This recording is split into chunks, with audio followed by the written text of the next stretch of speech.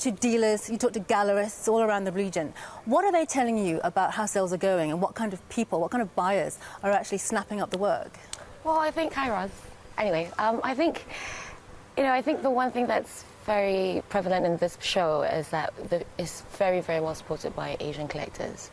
And by that I mean Chinese collectors, Japanese, Taiwanese, Korean. So it really runs the gamut. And I think, if anything, this show is also a meeting point, bringing in, of course, dealers and collectors, but also I think let's not discount the fact that we also have the presence of directors, curators, patrons from some of the most important museums. So institutions are buying as well, not just individuals? Not just only individuals. individuals. And are institutions that are more of a driving force at the moment than individual collectors? I think, it really depends on which way you're looking at. I think institution collections are, of course, very important for an artist's career.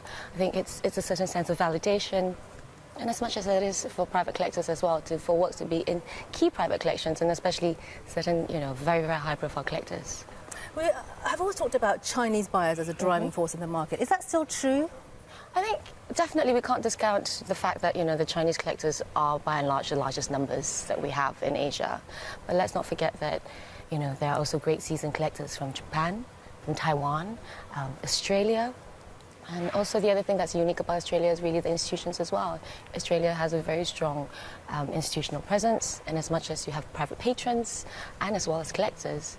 And then, of course, India, the local, very, very strongly supported, in a sense, very strong local market.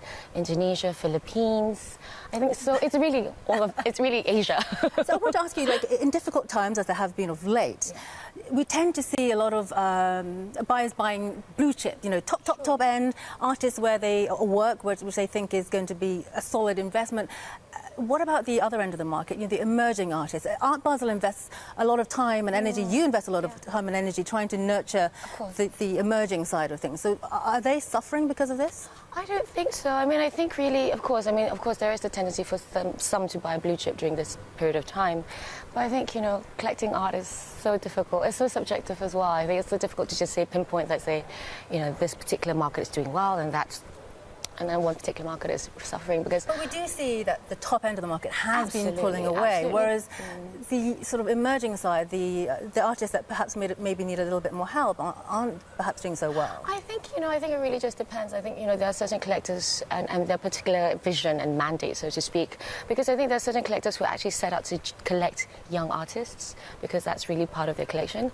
But honestly, I think collecting art is so eclectic, it's diverse, and it really depends on each collector's taste. In as much as someone who would buy a Picasso, it doesn't mean that they won't buy a young artist as well. So we have seen that, for example, there has been an explosion in art fairs of late. Art Basel is one of them. Art Basel is one of the biggest, if not the biggest.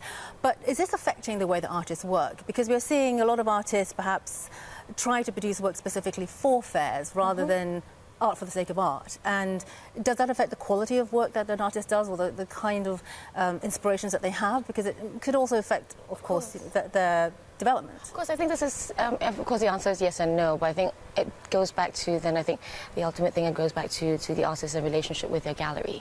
I think this is where, it's important that we examine this relationship, because I think if galleries are, concerned about their artist's career, they would also be very consistent. I think they would be very careful to also make sure that they do not overproduce.